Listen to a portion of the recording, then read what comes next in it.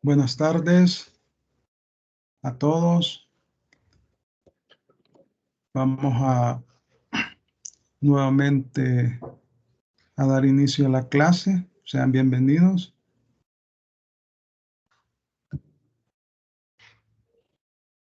Vamos a ver acá cuántas personas hay. ¿Verdad?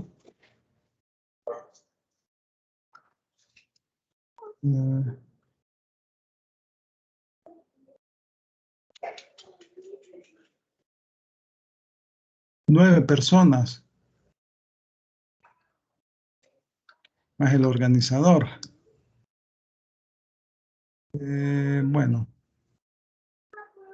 vamos a dar un momentito de espera de unos 5 minutos mientras se incorporan más personas. Veo que tengo 13 personas en este momento.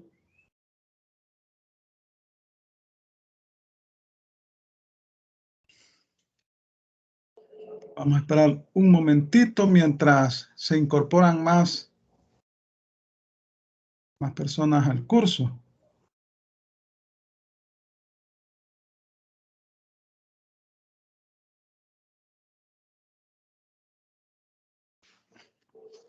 No sé si tienen algún comentario de la clase anterior. Ya se la subí al aula virtual y también ya les subí la presentación. No sé si ya se percataron.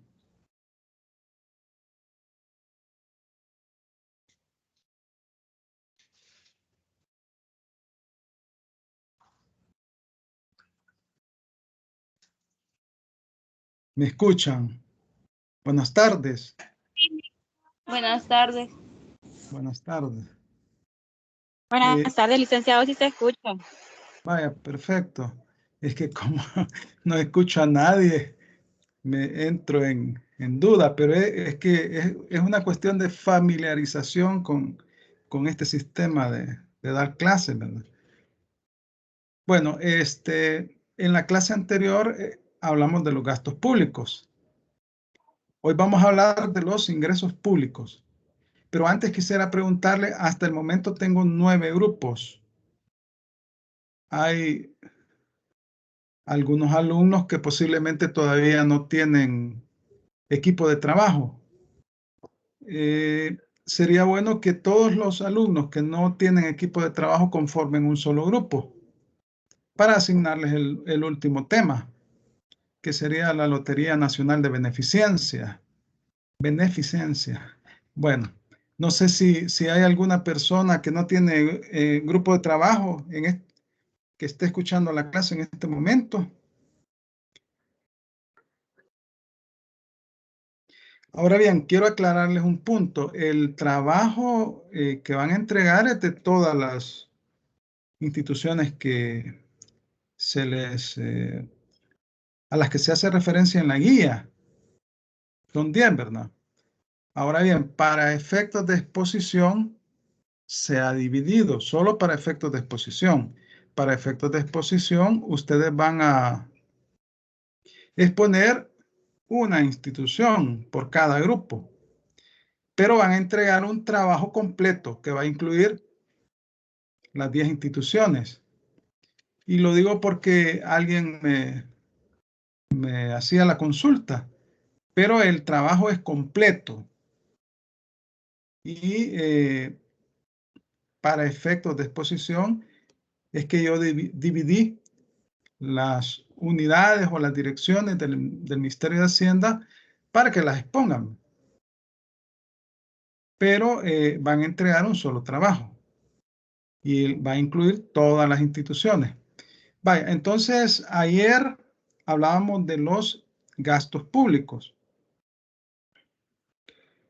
y el objeto de los gastos públicos es satisfacer necesidades públicas. Entonces los ingresos públicos también tienen el mismo objeto, satisfacer necesidades públicas. Solo que en el caso de los ingresos públicos el Estado tiene diversas fuentes de ingresos. la principal fuente son los tributos que están establecidos en ley. Entonces, acá es donde se hace una diferenciación entre lo que es recursos e ingresos. Los recursos son las fuentes de donde se originan esos ingresos. Son los institutos jurídicos, se les llama, que son el patrimonio, el tributo, la deuda pública, el monopolio. O sea, el Estado tiene bienes por medio de los cuales genera ingresos. Al mismo tiempo, tiene ciertos derechos, ciertas prerrogativas que están establecidas en la ley, como el caso de los tributos, y también le generan ingresos.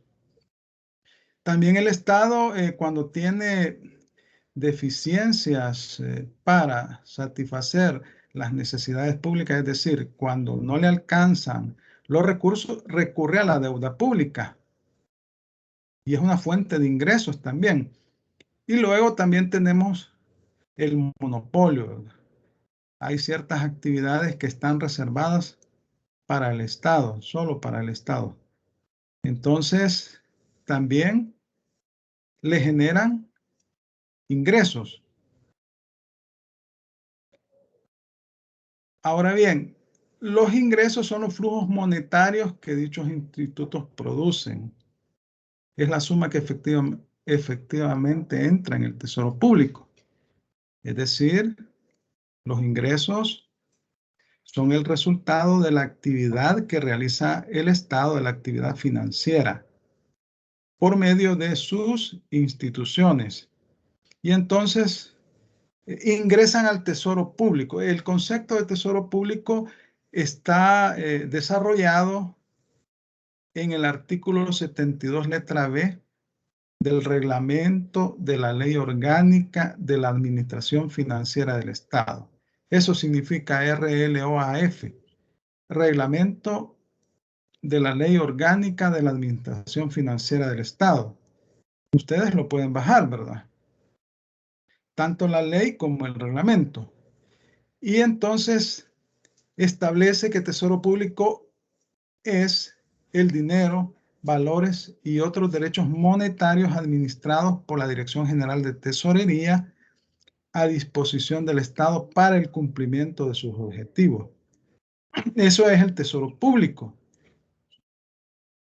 Fíjense, el dinero, valores y otros derechos monetarios administrados por la Dirección General de Tesorería a disposición del Estado para el cumplimiento de sus objetivos. Entonces hablamos acá de dinero en efectivo, de títulos valores y de otro tipo de derecho que pueda ser convertible fácilmente en dinero. Y es administrado por la Dirección General de Tesorería. En el artículo 230 de la Constitución se establece que habrá un Servicio General de Tesorería. Entonces, el Estado, bueno, las personas que van a exponer el tema de la Dirección General de Tesorería, el Estado tiene un servicio de tesorería a nivel nacional, donde recibe todos los recursos que le pagan los contribuyentes, los administrados por diferentes relaciones jurídicas que se ejecutan entre el Estado y estos. La más común son los tributos. Y también este Servicio General de Tesorería administra el tesoro público. Entonces, ingreso es todo bien patrimonial que pasa a disposición del Estado u otro ente público como consecuencia de las relaciones jurídicas que dichos entes sostienen en el ámbito patrimonial con otros sujetos del ordenamiento jurídico. Es decir, el ingreso, una vez que ingresa al patrimonio del Estado, se considera ingreso público. Antes no, porque en la Dirección General de Tesorería también se administra una cuenta que se llama fondos ajenos en custodia. Y esos ingresos todavía no tienen definido su destino. Entonces están momentáneamente en esa cuenta. a veces cuando hay embargos a favor del Estado, ¿verdad? U otras situaciones de cualquier tipo se administran en esa cuenta. Entonces, esos no son ingresos públicos. Y por eso se llama fondos ajenos en custodia. Características de los ingresos públicos. Tienen naturaleza dineraria. Es decir, su objeto es monetario, líquido.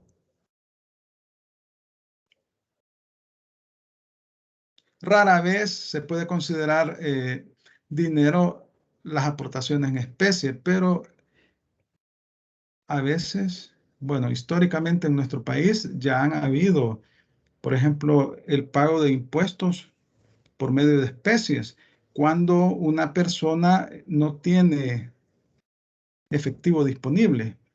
Hace algunos años, en la década de los 90, 80 y 90, hubo un decreto emitido por la Asamblea Legislativa en el cual se le facultaba al Estado para que pudiera aceptar otro tipo de bienes, bienes en especie, para aquellas personas que eran deudores del fisco.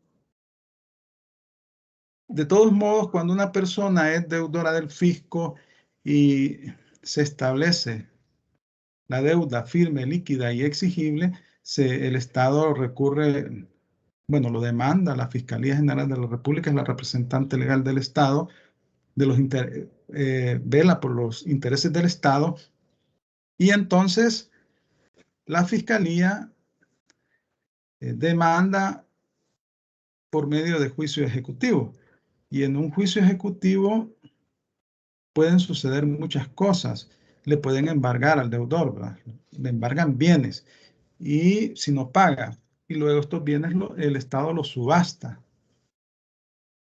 Y del producto de la subasta obtiene el pago de la deuda, percibidos por un ente público. Esa es otra característica. Los ingresos públicos deben ser percibidos por una institución del Estado. Puede ser por el gobierno central o puede ser también por instituciones oficiales autónomas, por las alcaldías. Disponibilidad es la actitud para disponer efectivamente del bien recibido. O sea, el Estado, una vez que el ingreso es propiedad del mismo, es decir, ya ingresó a las arcas del Estado por la vía legal, al tesoro público, entonces dispone de ese recurso, de ese ingreso, y lo destina para los fines establecidos en la ley. Porque no es que dispone arbitrariamente, sino que tiene que destinarlo a los fines establecidos en la ley. ¿Y dónde están esos fines? En la Constitución. ¿Y dónde se materializan? En el presupuesto general del Estado. Ahí están las partidas presupuestarias, los rubros presupuestarios, en donde se detalla a dónde se va a efectuar el pago de las obligaciones, el pago de los gastos, de las necesidades públicas. Ahí se va a destinar ese dinero. La pérdida del signo de procedencia. Los bienes ingresados al Tesoro Público pierden el signo de su procedencia y el título del mismo, lo que constituye un claro reflejo de la unidad patrimonial que preside todo el fenómeno financiero y caracteriza en definitiva la hacienda pública. Obviamente, si yo voy a cancelar la declaración de IVA de este mes, una vez que ingresó, y así como mi persona, muchos miles de personas, de mi propio dinero o de la actividad que generé, pago el impuesto y una vez que me lo reciben en la pagaduría estatal, institucional o en el banco que está autorizado por el Ministerio de Hacienda, pasa a ser ingreso público.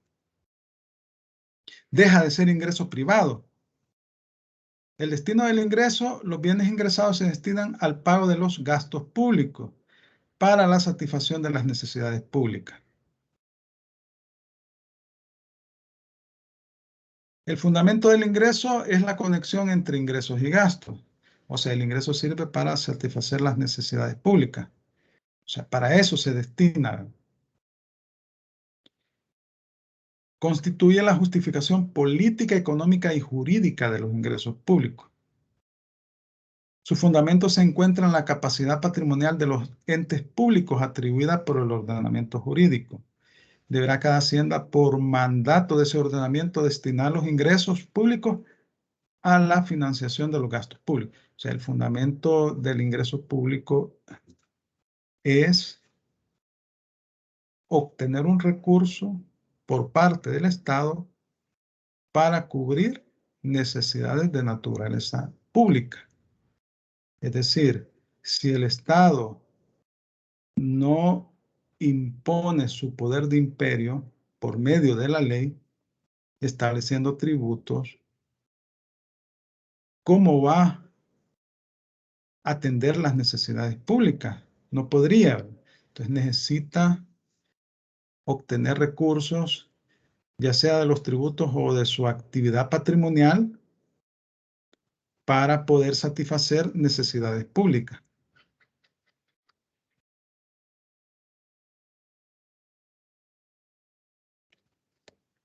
Vamos a hablar de la clasificación de los ingresos. Esta es una clasificación más doctrinaria, más teórica, pero nosotros como abogados, estudiantes de derecho, pues tenemos que ver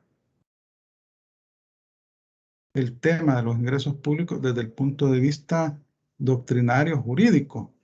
Entonces, tenemos la primera clasificación como estatales, municipales e institucionales. Aquí lo que atiende esta clasificación es la procedencia, según quien perciba el ingreso. O sea, el ente público perceptor del ingreso. Los ingresos de la hacienda pública estatal comprenden todos los ingresos procedentes de los derechos de contenido económico cuyo titular es el Estado. Estamos hablando del gobierno central y sobre todo del Ministerio de Hacienda. El artículo 223 de la Constitución es el que define la hacienda pública. Luego, los ingresos de la hacienda pública local son los que obtienen las municipalidades. Son 262 municipalidades distribuidas en todo el país. La hacienda pública municipal se desarrolla del artículo 60 en adelante del Código Municipal. Los ingresos de la hacienda pública institucional comprenden los bienes e ingresos obtenidos por las instituciones en los términos autorizados por la ley. Estamos hablando de las demás instituciones públicas, las instituciones autónomas y las empresas públicas. Las instituciones autónomas son creadas por ley. Igualmente las empresas públicas. Originarios y derivados, normativos y contractuales.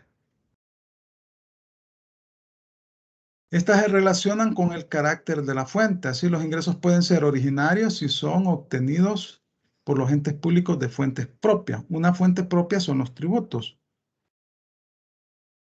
Derivados si se trata de los que los entes públicos se procuran mediante contribuciones procedentes de otra fuente. Por ejemplo, las donaciones.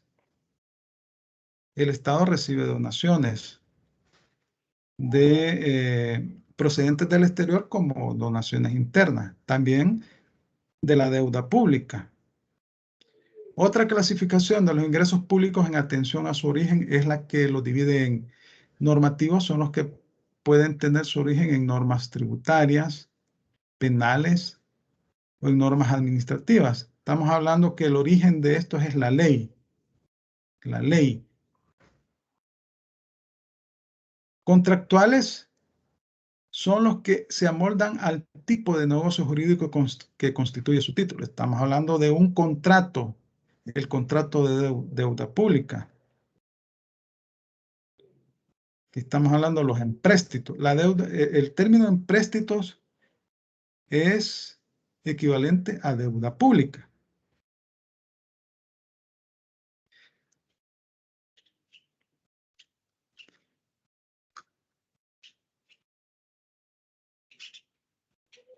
Ordinarios y extraordinarios. Esta clasificación se basa en la permanencia en el tiempo o no del ingreso en sí. Es decir, aquí estamos hablando de las normas que regulan el ingreso, las normas jurídicas. Mientras no sean derogadas, permanecen en el tiempo. Los ordinarios, con duración indefinida mientras no ha sido derogada la ley, ¿verdad?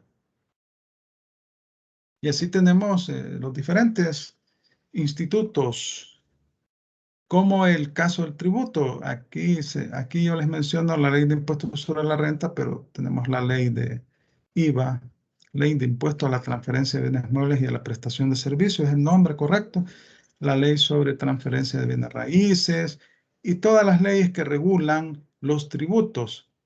Los extraordinarios son los que desde su implantación tienen un plazo determinado de vigencia. Bueno, hay tributos como el caso del COTRANS, que es para subsidiar el transporte público de pasajeros. Y es una ley transitoria que dura un año, dice. La vigencia es al 31 de diciembre de cada año, pero cada año la van prorrogando, se va volviendo permanente. Los empréstitos forzosos. Bueno, tenemos dos tipos de empréstitos, los voluntarios y los forzosos. Los voluntarios son los que el Estado suscribe con otro ente y que eso se llama deuda pública por medio de un contrato. Los forzosos, bueno, estos son empréstitos que el Estado obtiene de particulares, pero de forma obligatoria. Por ejemplo, en el caso de la guerra entre Honduras y El Salvador, se establecieron empréstitos forzosos. Es decir, el Estado involucra a los particulares, a los ciudadanos, que contribuyan al financiamiento de una determinada situación, ya sea una guerra o una calamidad. Y entonces establece que usted me va a colaborar en proporción a sus ingresos con una tasa de tanto, un porcentaje tanto. Y entonces resulta que al final del periodo determinado, porque estos se dan en casos excepcionales como una guerra, una calamidad, etcétera, que el Estado no tiene la capacidad económica, entonces recurre a los administrados. Y cuando se normaliza la cosa o la situación, el Estado le devuelve. Es como una especie de préstamo, pero a la fuerza. Esos son los empréstitos forzosos. No sé si tienen preguntas hasta este momento. O continuamos.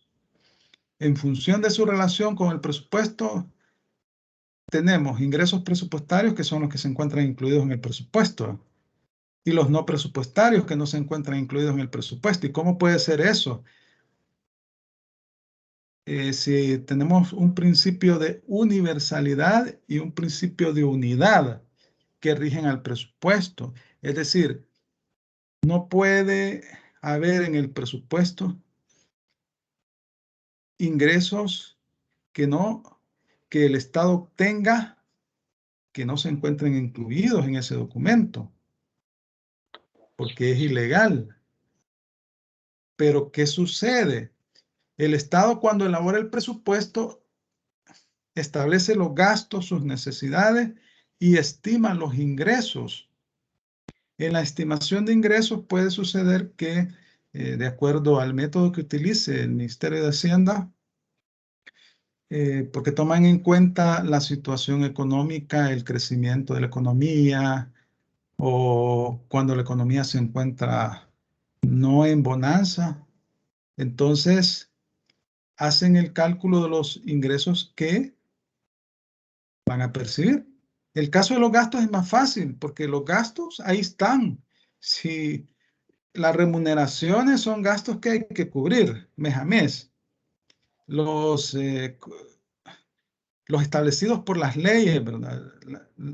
El código de salud, el pago de los beneficios a excombatientes de la Fuerza Armada y del FMLN, el pago, el subsidio al transporte público, bueno, la colaboración que le da a ciertas instituciones del Estado, que es permanente, ¿va? El caso de la Universidad de El Salvador, que es una subvención. Esos gastos, muchos son, ya están definidos, son fijos. Otros se financian o se establecen de acuerdo a la política económica que en un momento determinado establece el Estado. Depende del tipo de Estado y del gobierno que se encuentre. Pero los ingresos hay que calcularlos. Entonces, resulta que a veces se calcula una cantidad de ingresos que no es real por cualquier circunstancia. El Estado espera percibir en concepto de IVA 100 millones de dólares y resulta que obtiene 150 millones. Y esos 100 millones anuales los divide entre 12 y mes a mes va, pero resulta que obtiene 150 millones. Entonces, esos ingresos no están presupuestados. Entonces, el Estado, ¿qué debe de hacer? Debe hacer una reforma presupuestaria, presentarla a la Asamblea Legislativa para incorporarlos y poder afectarlos al gasto público. De lo contrario, no puede tocar esos ingresos mientras no exista la autorización legislativa. Mientras tanto, ahí están los ingresos. También hay empresas públicas como la CEL, como ANDA, la Lotería Nacional de Beneficencia, CEPA, que obtienen ingresos producto de su actividad patrimonial y entonces estiman que iban a obtener 30 millones y obtuvieron 50. Entonces, esa diferencia hay que hacer la reforma presupuestaria e incluirla en el presupuesto por el principio de universalidad que rige al presupuesto.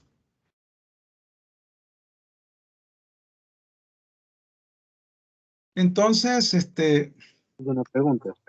¿sí? ¿Y es en qué momento debe notificarse? Vaya, como nos está dando el ejemplo de que es anual y se debe dividir esos ingresos entre los 12. O al primer mes de haber percibido los impuestos y se detectó que era mayor, ¿en ese instante se reporta o en qué momento? No, lo que sucede es que, vaya, les decía yo que hacen el presupuesto y lo presentan en septiembre. Lo aprueba la Asamblea y ahí están los ingresos que el Estado va a percibir en el año. Pero ya en la ejecución presupuestaria, ya ese es mes a mes. ¿Sí? Mes a mes. Porque mes a mes se pagan los salarios. No le va a decir el Estado a los empleados públicos, mire, al final del año lo voy a pagar. No. Mes a mes se pagan los salarios. Mes a mes hay que cubrir una serie de gastos por parte del Estado. Entonces, al momento de la ejecución presupuestaria, que es mensual, ¿verdad? Hay un programa de ejecución presupuestaria que hacen las instituciones públicas en donde los ingresos que tienen presupuestados los dividen entre 12 y ahí van. Entonces, cuando la Dirección General de Tesorería, ellos llevan el control, el Ministerio de Hacienda, de los ingresos que perciben mes a mes y hacen una liquidación mensual, ¿verdad? Por ejemplo, el impuesto de IVA son los primeros 10 días hábiles de cada mes. Después de esos 10 días hábiles, ellos liquidan, hacen una liquidación de cuánto ingresó a la caja fiscal y lo cotejan con la programación que tienen, la programación presupuestaria que tienen. Y entonces ahí van viendo las diferencias. Puede ser que ellos habían presupuestado obtener 50 millones y obtuvieron 30 millones. ¿Qué problema? Ahí no hay ahí pues no tienen que presentar ningún recurso, ninguna reforma presupuestaria. Pero cuando el ingreso es superior, sí deben de presentar la reforma presupuestaria porque no pueden tocar esos fondos sino previa autorización legislativa. O sea, al momento de la ejecución presupuestaria es que ahí se dan cuenta si le atinaron o no. Generalmente no le atinan, ¿verdad? Es bien difícil que le atinen por la misma naturaleza de las operaciones que tiene el Estado. Y además el presupuesto es una proyección, ¿va?, de ingresos, que al final del año el presupuesto se liquida también. Se liquida y ahí se hace los ajustes que correspondan.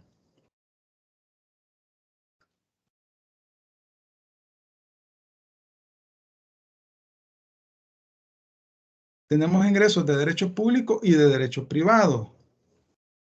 Los de derecho público son aquellos en los que la administración pública goza de las prerrogativas y poderes que son propios de los entes públicos. Es decir, la ley goza de las prerrogativas establecidas en la ley. Y se pone de ejemplo los tributos. Los de derecho privado son aquellos en los que la administración pública actúa como un particular, sometido a las normas propias del ordenamiento privado, que regulan las relaciones entre iguales. Aquí estamos hablando cuando el Estado presta servicios como consecuencia de una actividad empresarial con una empresa pública.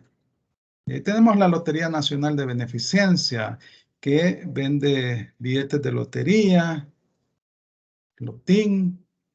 Tenemos también la ANDA. Tenemos la CEL, CEPA, que son empresas públicas que obtienen ingresos de ciertas actividades, pero acá también tenemos, por ejemplo, cuando el Estado vende bienes muebles o inmuebles, ¿verdad? El Estado también vende o alquila sus bienes muebles o inmuebles. Hay edificios que son propiedad del Estado y el Estado se los alquila a un particular y obtiene un beneficio económico. Entonces, ahí se somete a las reglas del derecho privado porque ejerce una actividad empresarial.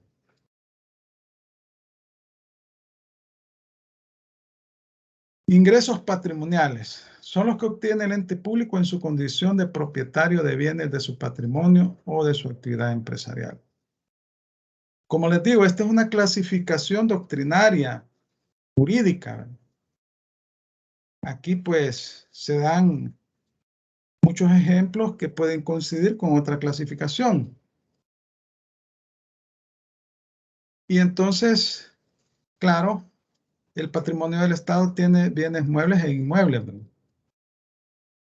Y esto los puede dar en alquiler, los puede vender, los puede dar en arrendamiento, usufructo, comodato, y esto lo establece el artículo 233. Entonces, de la Constitución, artículo 233 de la Constitución, ahí pues prohíbe a las instituciones, al Estado y sus instituciones donar los bienes públicos, salvo lo puede hacer a instituciones de beneficencia pública y con autorización legislativa. El Estado como titular de un patrimonio puede obtener ingresos por la explotación o venta de sus bienes, cualesquiera que estos sean, o por su actividad empresarial, en calidad de titular o partícipe.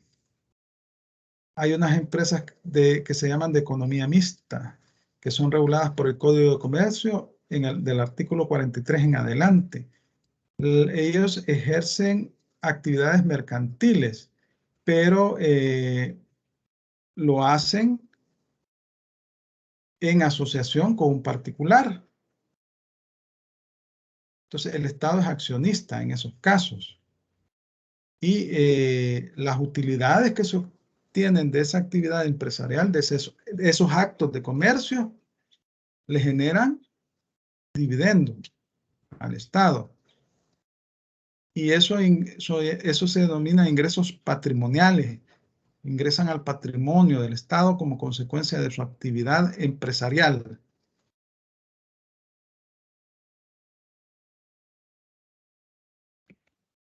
Bueno, tenemos los diferentes tipos de ingresos patrimoniales, los derivados de la titularidad de los bienes que integran el patrimonio. Los bienes nacionales integran el patrimonio del Estado y son aquellos cuyo dominio pertenece a la nación toda. Este es un tema de derecho administrativo, se recuerdan. Y está definido en el artículo 571 del Código Civil. Se dividen en bienes nacionales de uso público, aquellos cuyo dominio pertenece a la nación y cuyo uso pertenece a todos sus habitantes, como las calles, las plazas, los puentes, los caminos, el mar adyacente y sus playas. Eso lo vieron en derecho administrativo. Bienes del Estado, bienes fiscales, son aquellos cuyo uso no pertenece generalmente a los habitantes. Comprenden los bienes estatales, municipales y de las instituciones oficiales autónomas que no son de uso público. Aquí tenemos los edificios de las instituciones públicas, los vehículos, los activos fijos.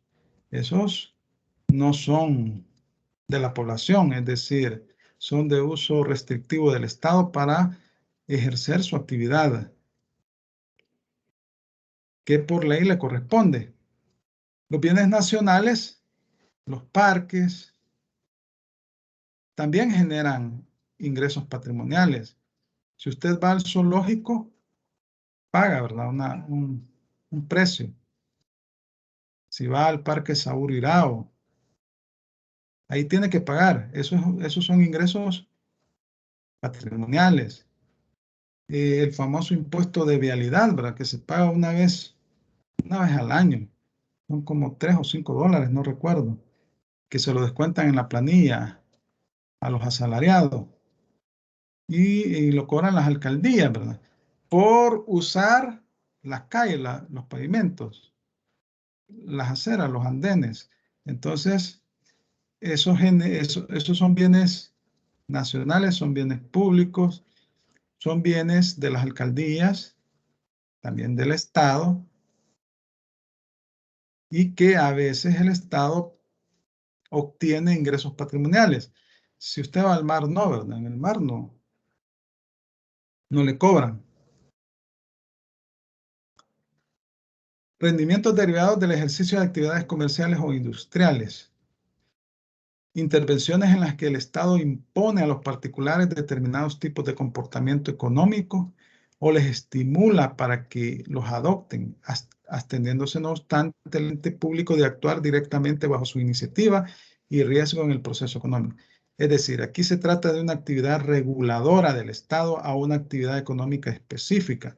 Por ejemplo, el caso de los medicamentos, están regulados en El Salvador por la ley de medicamentos. Entonces, el Estado obtiene ingresos por las autorizaciones, por las tasas que cobra. O sea, si usted va a poner una farmacia, tiene que tener permisos, pagar tasas para que le autoricen esa actividad y además someterse a las regulaciones del Estado.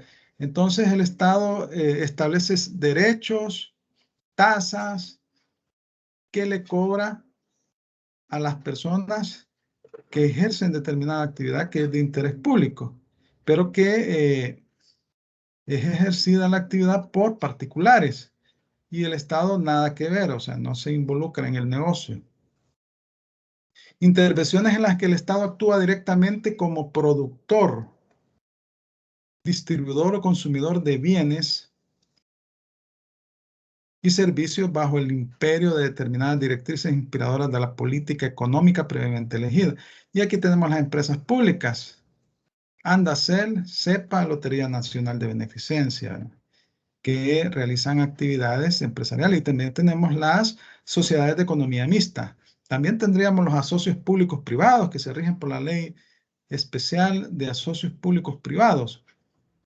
Cuando el Estado concesiona un servicio público o un bien nacional a un particular con la posibilidad de que sea un socio estratégico, es decir, el Estado también presta el servicio o sencillamente le concesiona al particular y el particular lo presta solo, pero el Estado le cobra tasas, le cobra impuestos por ejercer esa actividad, no es de gratis. Y ahí tenemos el Citrans, ¿verdad? Que, por cierto, ya los inversionistas ya parece que han dejado esa actividad porque ya no se ven esos buses. Y también fue declarado inconstitucional el procedimiento por medio del cual se adjudicó, porque la concesión debe hacerse por licitación pública. Y así está regulado en la Ley de Adquisiciones y Contratación de la Administración Pública. Y al parecer no hubo licitación ahí. Pero con esto de la pandemia y todos los problemas que se tuvieron o se han tenido, pues al parecer abandonaron el servicio y quedó burlado el usuario, ¿verdad? Porque el usuario es el que paga las consecuencias. Las empresas públicas, el Estado puede ejercer actividad empresarial por medio de instituciones oficiales autónomas. Las instituciones oficiales autónomas son creadas por ley, ¿verdad? Son creadas por ley. El Seguro Social, todas las instituciones que no forman parte del gobierno central, pero que ejercen algún tipo de actividad. El caso del registro de las personas naturales, etcétera, ¿verdad? Tienen personalidad jurídica propia y patrimonio propio, independientes del Estado, con la finalidad de organizar o administrar algún servicio público o administrar bienes del Estado. Por ejemplo, tenemos el CONAC, ¿verdad? Este CONAC se ha puesto muy de moda y cuando cuando hay bienes de procedencia ilícita, entonces la Fiscalía General de la República inicia el proceso respectivo y le quitan esos bienes a la persona que está siendo acusada de haberlos obtenido de manera ilegal, ilícita, de dudosa procedencia. Entonces, este CONAP también es una institución de derecho público. Y ellos tienen presupuestos especiales y pueden contar con recursos del Fondo General para su constitución o para el incremento de sus patrimonios. Generalmente cuando se crean estas instituciones autónomas, siempre hay un artículo ahí que habla del patrimonio y dice, y siempre hay un patrimonio inicial que lo pone el Estado. Acá, pues, en el artículo 110, inciso cuarto de la Constitución, es el fundamento legal, ¿verdad?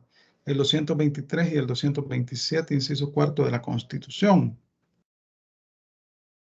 Ese es el fundamento legal para la creación de estas instituciones.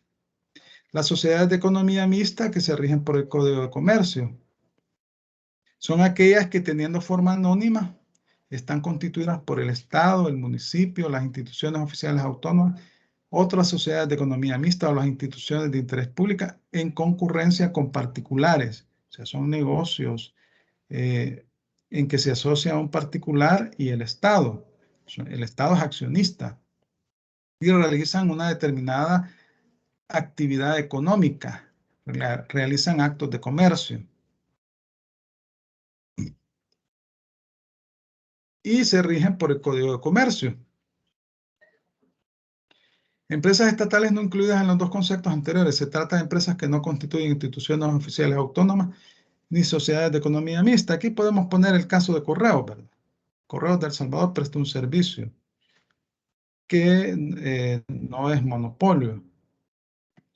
En la década de los 80 y a principios de los 90 sí existía un monopolio.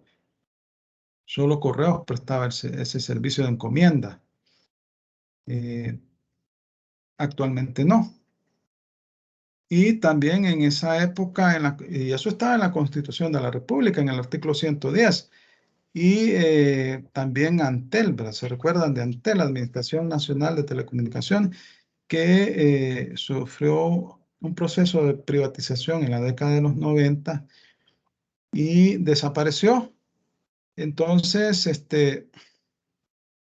actualmente son empresas privadas las que prestan el servicio de telefonía en El Salvador, ¿verdad?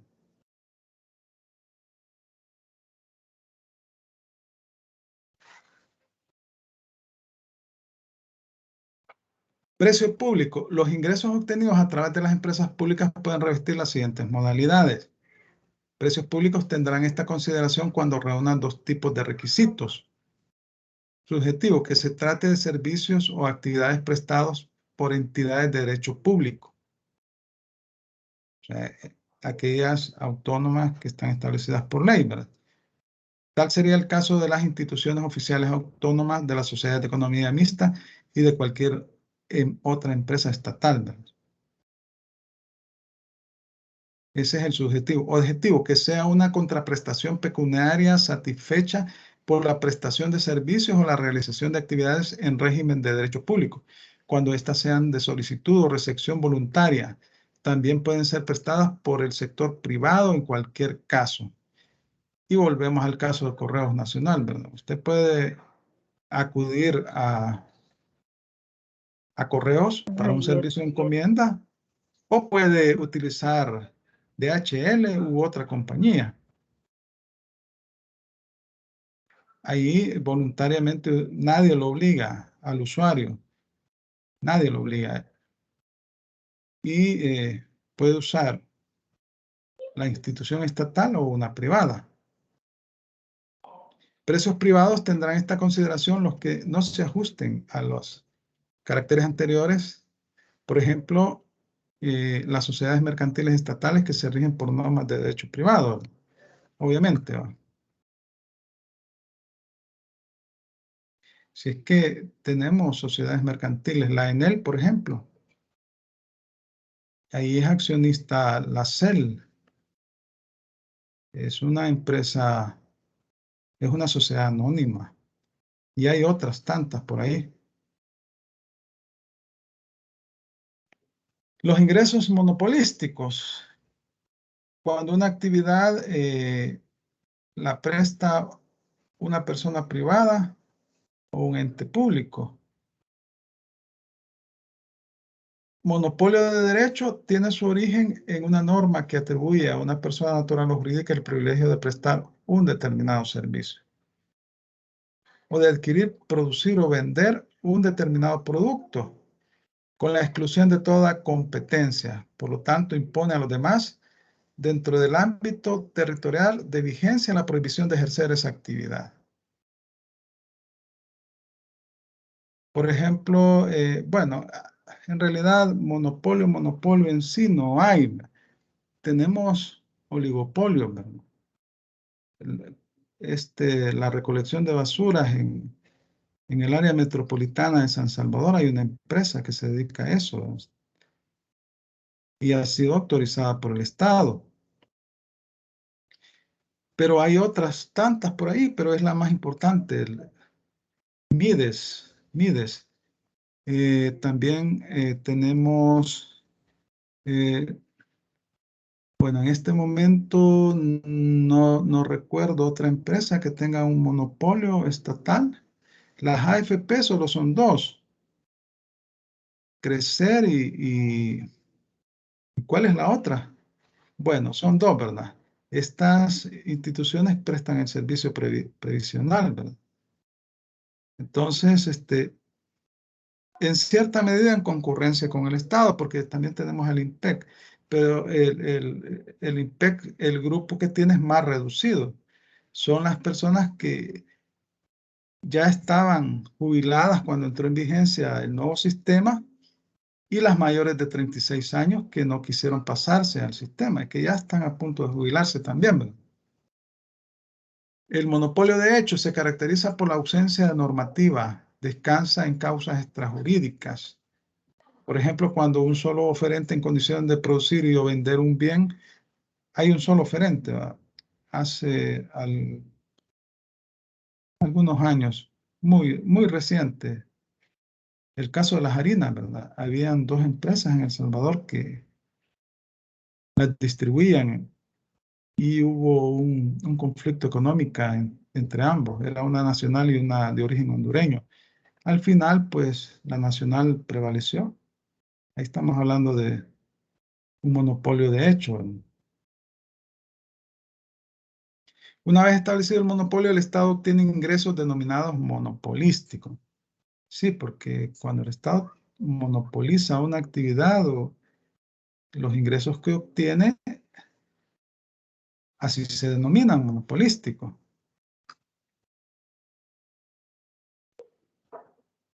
El Estado, al establecer un monopolio, intenta conseguir finalidades esenciales para su existencia, como mejorar la prestación de un servicio público o obtener ingresos. De ahí que los monopolios se dividen en monopolios no fiscales, son los que se crean con la finalidad de mejorar la prestación de un servicio público, y los monopolios fiscales, los que se crean con el fin de obtener ingresos. El ejemplo que tenemos actualmente, porque ya monopolios del Estado ya casi no hay, ¿verdad? Es la explotación de los yacimientos de hidrocarburos. Eso es una actividad reservada al Estado. Ya de hecho en el artículo 103 de la Constitución se establece que el subsuelo pertenece al Estado. Entonces, para que una persona quiera explotar el subsuelo, debe tener autorización del Estado, se debe concesionarse, debe existir una concesión. Y una vez que la concesión, para dar la concesión hay que hacer una licitación. Y cuando hay un adjudicatario, se firma un contrato. El contrato lo firma la institución que está dando la concesión, el fiscal general de la República y al adjudicatario, porque el fiscal general de la República, en el artículo 193, creo, no, 194 de la Constitución, establece que es el que defiende los intereses del Estado y es el que representa al Estado. Entonces firma el contrato, luego lo autoriza la Asamblea Legislativa, porque la Constitución así lo establece. Entonces, acá en estos casos de los monopolios, cuando hablamos del subsuelo, también tenemos el caso de las empresas que prestan servicios de las telefónicas. Estas empresas están autorizadas por una concesión por un tiempo determinado por el Estado. También las empresas que explotan el espectro radioeléctrico. Entonces, estas empresas deben de tener autorización legislativa. Pero la explotación de los yacimientos de hidrocarburos, ese es un monopolio que está reservado al Estado, pero que la CEL autoriza a particulares también y les establece tasas o derechos. El Estado obtiene ingresos monopolísticos de un monopolio, siendo importante establecer su naturaleza jurídica. Cuando el Estado establece un tributo que grava la producción, venta, consumo del bien o la utilización del servicio monopolizado, el monopolio facilita y generalmente aumenta la recaudación del tributo. En estos casos, el ingreso es de naturaleza tributaria. Cuando el Estado gestiona directamente el monopolio, obtiene un ingreso patrimonial. Es decir, cuando no hay una concesión, sino que el Estado directamente presta el servicio. Y cuando cuando es accionista en concurrencia con un particular, entonces ahí también obtiene un ingreso patrimonial. Los ingresos monopolísticos son los ingresos derivados de la participación del Estado en beneficios que no proceden de su condición de accionista, sino de un título jurídico público, la ley, que es la que establece las condiciones bajo las cuales se va a conceder la autorización de esa actividad. En el artículo 3, ustedes pueden consultar esta ley de hidrocarburos. De esa ley se establece que los yacimientos de hidrocarburos, cualquiera que sea su estado físico o forma, en que se encuentren en el territorio de la República, son propiedad del Estado. Y este le otorga la explotación o le otorgó la explotación exclusivamente a CEL, artículo 4. El fundamento constitucional es el artículo 103, que dice que el subsuelo le pertenece al Estado. Es decir, que si usted encuentra un tesoro en el subsuelo, porque la superficie, usted compró una casa, la superficie del suelo es suya, pero lo que está abajo de esa superficie, que es el subsuelo, pertenece al Estado. Usted hace un hoyo y encuentra piedras preciosas, encuentra oro, entonces tiene que inmediatamente informar al Estado. No lo hace y el Estado se da cuenta, entonces le van a imponer una sanción, ¿verdad? Además de que tiene que devolver los bienes. En este caso, el Estado tiene ingresos monopolísticos por las regalías que obtiene y tributarias. Existe un impuesto directo. En estos artículos 56 y 62 de la ley de hidrocarburos se establece una tabla similar a la de la ley del impuesto sobre la renta, que se aplica a los concesionarios, a las personas que están autorizadas por CEL. Y también se establece una regalía para CEL. Entonces, aquí hay dos tipos de ingresos. Están los tributarios como consecuencia de la aplicación de esa tabla y están las regalías que obtiene CEL. Entonces, esos son patrimoniales. Bueno, no sé si hasta este momento tienen alguna consulta o seguimos con la presentación. Bueno, que cada otorga, dicen, ¿verdad? Los ingresos tributarios. Estos, en primer lugar, se rigen por el principio de legalidad, ¿verdad? El artículo 231 de la Constitución establece que no se pueden establecer contribuciones sino en virtud de la ley y para el servicio público. Ahí establecen los límites. No pueden ser para beneficios particulares, sino que para el servicio público, para atender necesidades públicas. Los tributos son prestaciones generalmente en dinero de carácter coactivo impuestas por el Estado u otro ente público en virtud de una ley para el cumplimiento de sus fines. Ustedes pueden buscar la definición en el artículo 11 del Código Tributario y en el artículo 3 de la Ley General Tributaria Municipal. Estos se clasifican en impuestos, tasas y contribuciones especiales. En el caso del impuesto, es un tributo que se impone sin exigir ninguna contraprestación. Es decir, usted lo paga, pero no va a recibir nada a cambio en forma directa. Cuando usted paga el impuesto IVA, paga el impuesto sobre la renta, usted no sabe qué va a hacer el Estado con esos ingresos. Usted lo pagó. Usted en forma directa no va a obtener ningún beneficio. Pero entiende que esos ingresos que percibe el Estado en concepto de esos tributos van a ir al Fondo General y se van a utilizar para cubrir todas las necesidades, todos los gastos públicos. En cambio, el caso de la tasa, existe una contraprestación. Usted ve un beneficio inmediato. Por ejemplo, cuando pasa el camión de la basura por su casa, usted paga una tasa y entonces lo paga la municipalidad y llega el camión de la basura, recoge los desechos sólidos. Usted está recibiendo un beneficio directo. Cuando usted va a una institución pública, al registro, va a registrar una hipoteca, una cancelación de hipoteca, una escritura, etcétera. Usted paga una tasa, pero a cambio recibe una contraprestación.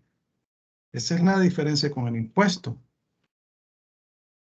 Y la contribución especial, usted recibe un beneficio que puede ser de carácter económico o un beneficio en su salud, pero en forma más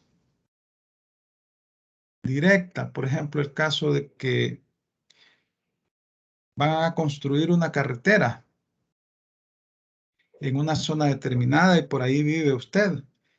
Entonces, la alcaldía le va a poner una contribución especial para financiar esa carretera. O el Estado le va a poner una contribución especial que va a servir para financiar esa carretera. Y usted va a pagar esa contribución especial en tanto se construye la carretera. Una vez que termina el proyecto y ya ve usted, se ve la carretera, pues usted, ¿cuál es el beneficio que va a obtener usted?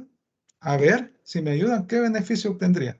Imagínese que antes de la carretera su casa estaba era un montarral ahí, era una zona eh, tierrosa, etcétera. Pero de repente pasa una carretera. ¿Qué beneficio va a obtener? A ver si alguien me ayuda. Licenciado, el terreno subiría el precio, la plusvalía. Correcto. Ese es su beneficio. El acceso para aquel que no quiera vender, obviamente que va a ser de mucho más beneficio. Puede tener acceso al transporte público y eso genera que aunque los terrenos puedan estar abandonados, ya empiecen a aumentar su precio. Entonces es un beneficio de carácter económico que usted va a recibir en ese caso. Pero también hay contribuciones de seguridad social, por ejemplo, el seguro social, ¿verdad? Un beneficio de salud, ¿verdad? Usted paga, le descuentan seguro social el 3% mes a mes de su salario y se enferma, pasa consulta. No solo pasa consulta, sino que le dan medicamento. Ese es el beneficio que usted recibe. Entonces, la contribución especial es el tributo cuya obligación tiene como hecho generador beneficios derivados de la realización de obras públicas o de actividades estatales y cuyo producto no debe tener un destino ajeno a la financiación de las obras. Está íntimamente ligado, ¿verdad? Porque de lo contrario es un impuesto. O a las actividades que constituyan el presupuesto de la obligación.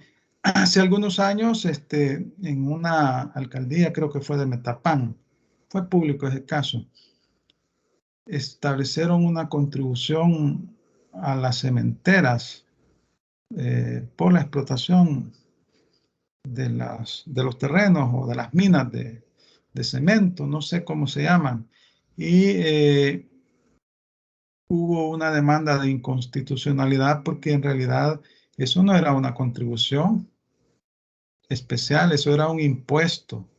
Entonces, a veces se cometen ese tipo de arbitrariedades el Estado, ¿verdad? Pero esa es la diferencia entre una contribución y un impuesto.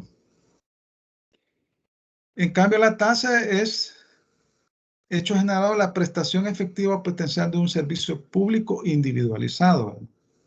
es individualizado, porque usted pasa el camión de la basura y recoge su basura, ¿verdad? Su basura.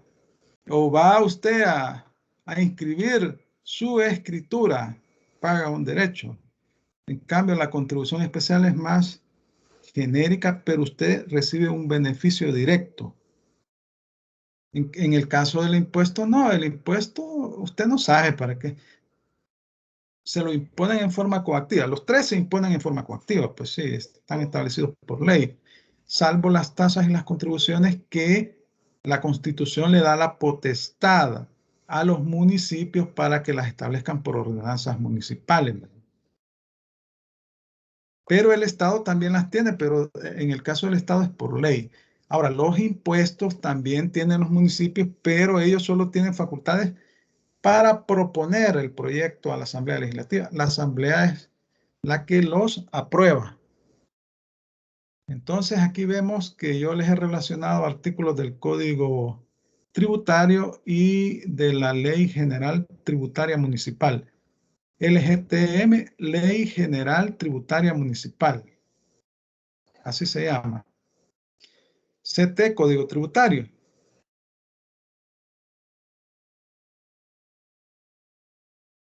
Los ingresos de la deuda pública. Bueno, el Estado normalmente cuando presenta el presupuesto siempre no le alcanza los ingresos, ¿verdad? Y lo lleva patojo. Entonces, la diferencia es contratación de deuda con instituciones internacionales. Entonces, eso también constituye un ingreso público, una vez que la Asamblea Legislativa lo aprobó. Y entonces aquí tenemos un esquema de los tipos de ingresos que tiene la clasificación de los ingresos públicos. Ingresos corrientes, que son los ingresos tributarios por excelencia, los no tributarios, que serían las tasas que obtiene el Estado cuando usted va a pagar algún registro, ese tipo de servicios que le prestan, que no son tributarios, pero que son actividades que son servicios que presta el Estado y usted debe pagar una tasa. Las contribuciones a la seguridad social. Aquí hablamos de las contribuciones establecidas por ley, como la contribución al seguro social. Hay contribución a las AFP. Bueno, en realidad no es a las AFP. Es lo que paga los trabajadores como una contribución especial de carácter obligatorio para que cuando cumplan el tiempo y la edad cuando cumplan el tiempo, o sea, y la edad establecido en la ley, se puedan jubilar, ¿no? Si no, si cumple la edad, pero no tiene los años requeridos, que son 25 años, entonces le van a devolver lo que tiene acumulado en su cuenta individual de ahorro para pensiones. Venta de bienes y servicios. El Estado también vende bienes y vende servicios, edificios, terrenos, etc. Ingresos financieros y otros por colocación de títulos valores, ¿verdad? También el Estado obtiene ese tipo de ingresos. Transferencias corrientes. Aquí hablamos de donaciones o ingresos que obtiene el Estado de terceros, ¿verdad? Ingresos de capital, venta de activos no financieros. Sí, ¿verdad? Venta de inmuebles. Transferencias de capital. Aquí hablamos de remanentes que se dan entre las instituciones, ¿verdad? Remanentes. También pueden haber donaciones ahí. Recuperación de inversiones financieras. A veces el Estado, porque el Estado también es prestamista. Hoy con este fideicomiso, que es un decreto que lo está manejando Bandesal, que salió en el contorno de la pandemia y que su objetivo es ayudarle a las personas que se vieron afectadas, que ejercían alguna actividad de emprendedurismo, etcétera, ¿verdad? Entonces, bueno, el Estado les presta dinero a una tasa baja y entonces obtiene, y de repente el deudor ya no pagó, ¿verdad? No pagó varios años, pero de repente sí obtuvo ya capacidad económica y le paga al Estado a eso. Esos son ese tipo de ingresos que no son normalmente, no son ingresos, son extraordinarios básicamente. Tenemos el financiamiento interno y externo, aquí estamos hablando de la deuda. La interna generalmente es con la banca nacional y es de corto plazo. La externa es de mediano y largo plazo, es con organismos internacionales o con otros estados. Y tenemos los ingresos por contribuciones especiales, como el FOVIAL, ¿verdad? Que es una contribución especial establecida por ley, cuyo objetivo es el mantenimiento de la vía pública. Ese es el objetivo de la contribución del fondo. Está ¿cómo se llama el otro? De Fosalud, ¿verdad? También, que es una institución que presta servicios de salud. Entonces, los ingresos que se obtienen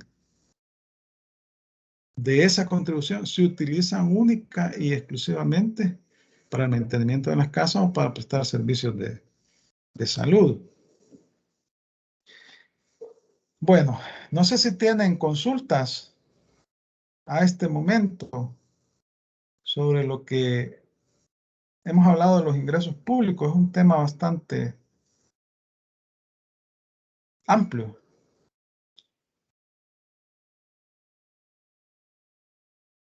Si no tienen consultas, vamos a continuar. No, licenciado, de mi parte ninguna. El que cae otorga. De todos modos, yo les subo la clase y la presentación. A veces no la subo inmediatamente porque en la clase anterior tuve problemas no la podía subir. Entonces, pero anoche sí ya pude subirla y subí también la presentación. Igual, voy a subir la clase y la presentación. Espero que hoy mismo. Y si no, pues me hacen la espera mañana más tardar, ¿verdad? La deuda pública. ¿Qué es una deuda? ¿Qué se entiende por deuda? ¿Quién me puede decir qué entiende por una deuda? ¿Sí? A ver. Deuda pública. Deuda. Bueno, es un contrato, ¿verdad? Un contrato en el cual una persona llamada deudor obtiene un beneficio de otro llamado acreedor. A cambio, se compromete a realizar ciertas prestaciones que están establecidas en el contrato, a pagar el capital e intereses, comisiones. Es el conjunto, en el caso de la deuda pública, el conjunto de relaciones jurídicas establecidas entre los entes públicos. Por eso se llama deuda pública. Y los demás sujetos del ordenamiento jurídico, quienes entregan a aquellos en forma voluntaria ciertas cantidades de dinero a cambio del compromiso del ente beneficiado de cumplir determinadas prestaciones patrimoniales. Se trata de un conjunto de deudas contraídas por el Estado, por organismos autónomos o por los municipios a través de la figura del préstamo, contrato de préstamo. Se dan dos modalidades. La concertada con un sujeto determinado, es el caso de préstamos con un banco, con otro estado, con un organismo internacional. Generalmente son con organismos internacionales, ¿verdad? El BID, el BESI, Banco Mundial, el BIRF. Y dos, la contraída acudiendo al mercado anónimo de capitales. Esta modalidad está dirigida a los particulares básicamente por el mecanismo de la emisión de bonos. El Estado emite bonos, que son papeles, ¿verdad? Y se compromete a pagar una tasa de 9%. Entonces los oferta en la bolsa de valores, aquí en El Salvador, o puede ofertar esos títulos en el mercado internacional. y entonces emite, ¿qué? 1 millón de bonos. Y cada bono vale $500, digamos. Entonces, quien adquiere ese bono, bueno, tienen un plazo determinado, una tasa de interés. Quien adquiere ese bono tiene un derecho. Al final de ese periodo va a recibir su capital más sus intereses, pero el Estado tiene un beneficio inmediato. Obtiene recursos en el corto plazo para destinarlos a las necesidades públicas. La deuda pública es un contrato de préstamo de derecho público por las siguientes razones. El Estado no actúa como un particular, lo hace investido de su poder de imperio, sin colocarse en un plano de igualdad con el particular. Llámese interno o externo. El fin que persigue el Estado con la deuda pública es obtener ingresos que destinará a la satisfacción de las necesidades públicas. El propio contenido del contrato, la intención expresada por las partes, los privilegios que concede el Estado a los prestamistas, etcétera, ponen de relieve que quien contrata es un ente público como tal y que la relación a la que se da vida encuentra su régimen jurídico en las normas de derecho público. La deuda pública, los empréstitos, están regulados en la Constitución y se operativizan en la Ley Orgánica de la Administración Financiera del Estado. En caso que el prestamista sea otro Estado o un organismo internacional, la relación surgida del contrato de préstamo puede estar sometida a las normas del derecho internacional. Estamos hablando de un tratado, porque los empréstitos son aprobados por la Asamblea Legislativa y tienen la naturaleza de un tratado internacional. Y entonces se sujetan a las reglas del derecho internacional o al derecho del Estado que está prestando el dinero. Ahí depende cómo lo pactaron en el contrato. Así que no es tan así que el Estado con su poder de imperio, no es tan así. Porque si no paga sus obligaciones, pues tiene consecuencias. Consecuencias que afectan la economía del país. La deuda pública se encuentra establecida en el artículo 148 de la Constitución. Ahí está el principio de legalidad. No puede emitirse ninguna deuda sino en virtud de la ley. Sí, ¿verdad? La ley. Y es un contrato que lo autoriza la Asamblea Legislativa. La ley debe establecer las condiciones en que se contrata la deuda. Corresponde, el artículo 148, corresponde a la Asamblea Legislativa facultar al órgano ejecutivo para que contraten préstitos voluntarios dentro o fuera de la República. Préstitos voluntarios es deuda pública. Cuando una grave y urgente necesidad lo demande.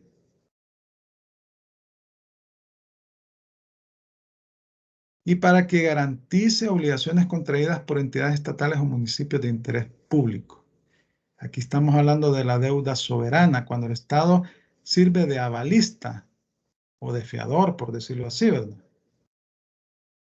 Que contrata la deuda a una institución pública, llámese autónoma o un municipio, pero lleva el aval del Estado. Es decir, que si el municipio o la institución autónoma no paga, tiene que pagar el Estado, porque así lo exigen las instituciones o la institución internacional con la cual está contratando el préstamo.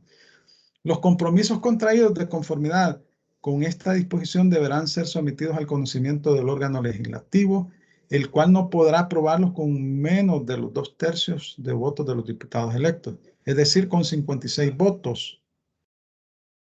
El decreto legislativo en que se autorice la emisión o contratación de un empréstito deberá expresar claramente el fin a que se destinarán los fondos de este y en general todas las condiciones esenciales de la operación.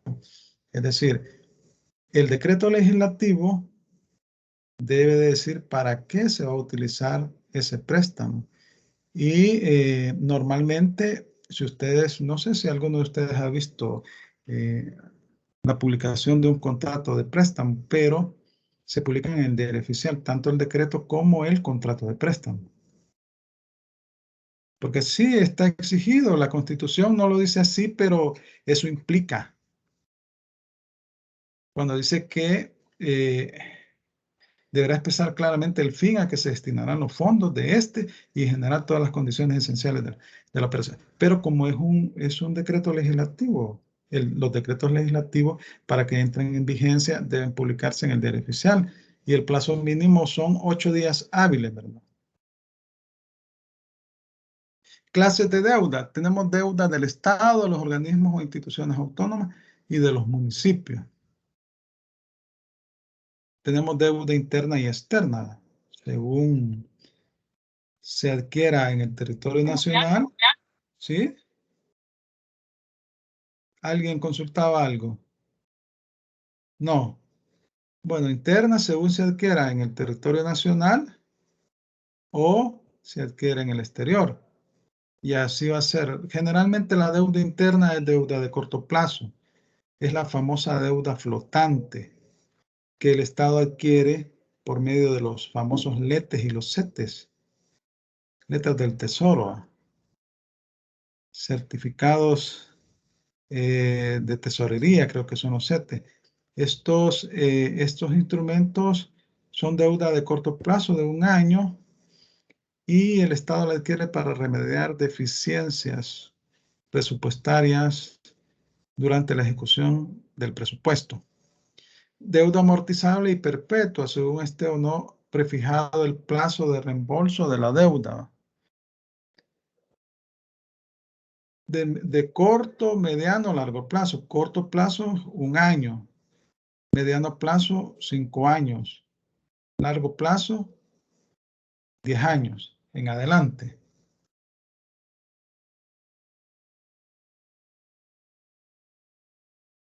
Cuando hablamos de deuda pública, nos referimos en primer lugar a las obligaciones que nacen para el Estado o cualquier otro ente público prestatario. En este sentido, son 2 obligaciones que se consideran inherentes al contrato de préstamo. Una de carácter principal, ¿cuál es la devolución al prestamista del dinero recibido en el plazo previamente establecido? O sea, el capital, ¿verdad? El capital. Siempre se establece un plazo. Y generalmente, cuando son préstamos internacionales, se pagan semestralmente, capital e intereses. Otra de tipo accesorio, que es el pago de intereses cuando sí se ha pactado. Y también hay recargos, hay comisiones. El segundo aspecto a considerar en el contenido de la deuda pública son los derechos del prestamista, que obviamente son correlativos a las obligaciones del prestatario. Los derechos del prestamista son a que se le devuelva la cantidad de dinero que ha prestado en el tiempo preestablecido, como fue pactado en el contrato, al pago de los intereses cuando así se ha pactado. Y, bueno, los intereses, las comisiones, los recargos. Yo les insto a que revisen el diario oficial. Como está de moda contratar deuda por parte del Estado en estos días, ¿verdad?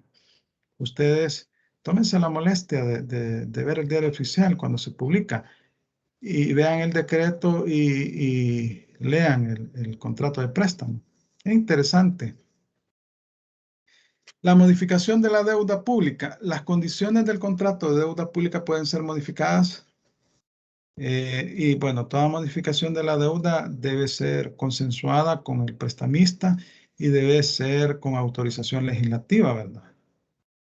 Porque así como nacen las cosas, así se fenecen, ¿verdad? Si un decreto legislativo se va a modificar alguna situación, el plazo, los intereses, el monto, etcétera, el destino, pues debe ser por medio de decreto legislativo. El mecanismo normalmente utilizado para esos efectos es la conversión. Esta puede ser definida desde 2 puntos de vista. En sentido estricto, entendemos por conversión aquellas operaciones dirigidas a modificar el monto del capital o del interés pactado. Conversión de la deuda. En sentido amplio, la conversión comprende el cambio de una deuda por otra o la modificación de cualquiera de sus elementos.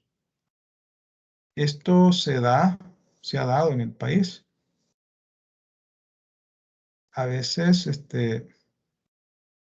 se recurre a otros organismos internacionales, se cambia un organismo internacional por otro porque tiene mejores condiciones, o se negocia con el organismo internacional y se establecen mejores condiciones, ¿verdad? Mejores condiciones, y entonces eso es lo que se llama conversión de la deuda. En el artículo 228, inciso tercero de la Constitución, se hace referencia a la conversión de la deuda, pero no se define. Entonces se tiene que recurrir a la doctrina.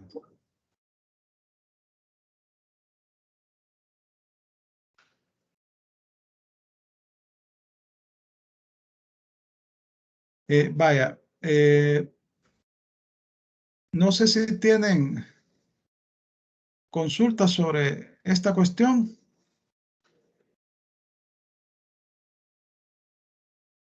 Se tienen tres modalidades de conversión. La conversión forzosa es la sustitución de una deuda por otra sin contar con la voluntad del prestamista. Se da esto en los estados, se da. Conversión facultativa es la sustitución de una deuda a propuesta del prestatario y con la aceptación voluntaria del prestamista, quien tiene como opción continuar con los mismos términos. Conversión obligatoria es la sustitución de la deuda o extinción del préstamo inicial con devolución del capital prestado a elección del prestamista. Este tipo de conversión suele incluir una cláusula que determina que la falta de expresión de voluntad del prestatario dentro de un plazo determinado supone la aceptación tácita del mismo tipo. Aquí estamos hablando de un repudio de la deuda, es decir, cuando no es consensuada con el prestamista, el Estado en realidad se mete en problemas a nivel internacional porque no honra sus compromisos. Y entonces, como que no es muy conveniente, es mejor la facultativa, ¿verdad? Vaya, nos vamos a quedar hasta acá. Todavía nos quedamos pendientes con la deuda. El próximo tema va a ser el presupuesto. Vamos a terminar esta presentación. Yo la voy a subir y no sé si tienen consultas o en cuanto al trabajo que van a presentar el próximo jueves, pues como les decía al inicio, hay que conformar grupos de trabajo. Yo les he puesto la guía ahí. Ustedes tienen que presentarme un trabajo completo, o sea, con todas las temáticas que está desarrollada en la guía. Pero para efectos de la exposición, yo lo he dividido en grupos, solo para efectos de la exposición. Para efectos de la exposición, alguien va a exponer un grupo, la Dirección General de Tesorería. Otro grupo va a exponer la Dirección General de Impuestos Internos. Ahí hay que revisar la ley orgánica de la Dirección General de Impuestos Internos. Otro, la aduana, que también tiene su ley orgánica. El Tribunal de Apelaciones, que tiene su ley orgánica, etcétera. Pero ustedes me van a entregar un trabajo completo. Es decir, que no solo va a ser el tema que va a exponer. El tema que va a exponer es porque como son dos notas, ¿no? La nota del trabajo y la nota de la exposición. ¿Estamos claros? Yo tenía una consulta, licenciado. ¿Sí? Lo que pasa es que ahí pide o no sé si es un mínimo o un máximo de 20 a 25 páginas, pero es bastante información. No creo No, abarcar mucho. fíjese que no, porque usted solo va a poner el objeto y las funciones de la institución. ¿Sí? El objeto y las funciones de la institución. Es decir, no le estoy pidiendo más. Y la mayor parte de las instituciones están en la Ley Orgánica de la Administración Financiera del Estado y en el reglamento. Y otras tienen su ley, como la DGI, la aduana, el caso de ¿cómo es que se llama? El Tribunal de Apelaciones, la Lotería Nacional de Beneficencia, ¿verdad? Esas tienen su ley.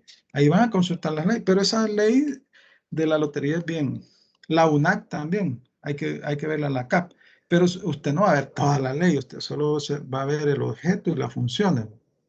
¿Cuál es el objeto de la institución? ¿Cuáles son sus funciones? Ok, está bien, gracias. Sí, porque si no, no, vamos a caer en lo que usted dice, ¿verdad? No alcanza, ¿va? Por eso les he pedido ese número de páginas, pues, porque si aquí el objetivo es que conozcan las funciones y el objeto de esas instituciones.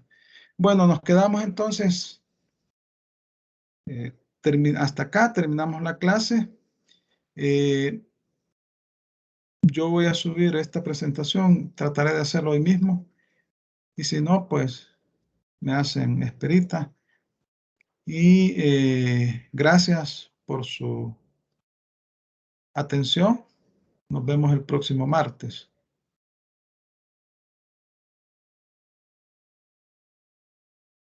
Muchas gracias, Lee. Feliz noche. Bueno, Muchas gracias, licenciado. Feliz noche. igualmente.